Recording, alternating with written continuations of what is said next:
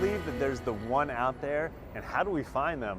Welcome back to Get Connected. I'm your host, Conn Jackson. Well, we're here in Times Square, and this might be a great place to maybe bump into them, but more importantly, we have a professional that's going to help us. Her name is Dr. Helen Fisher. You may have seen her on numerous TV shows, her best-selling books, but today she's joined forces with Match.com, and she joins us.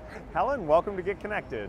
Hello, I'm Dr. Helen Fisher. I'm a biological anthropologist and chief scientific advisor to Match.com.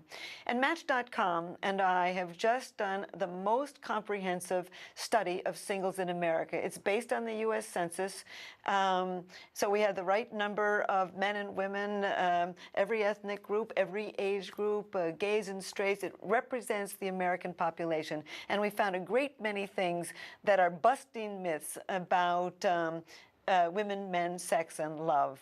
In fact, men are just as romantic as women are. We found in the study that they fall in love just as often. In fact, they fall in love faster, probably because they're so visual. They're more interested in kissing in public. They want to introduce a new partner to their family and friends sooner. And in fact, they even want to move in much more rapidly than women do.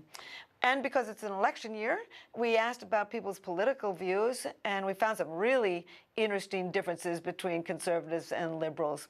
In fact, when I asked the question, what must you have in a relationship, conservative Republicans were much more likely to say that they must have somebody of the same political party, somebody of the same ethnic and religious background, somebody with the same values, and somebody with the same attitudes about money.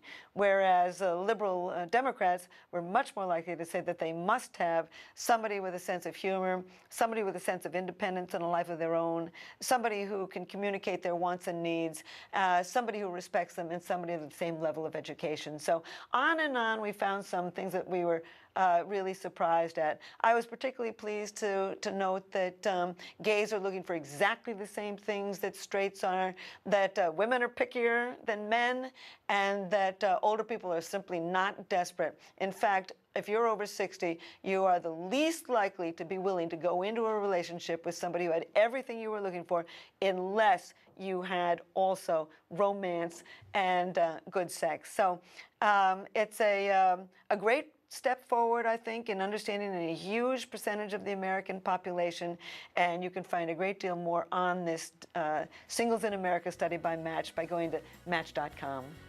Now, should it surprise us that Democrats and Republicans are looking for different things in relationships?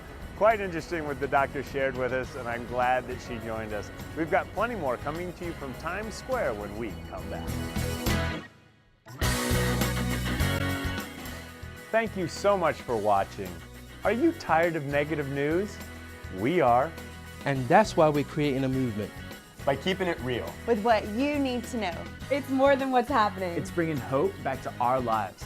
So go to conntv.com and join our movement.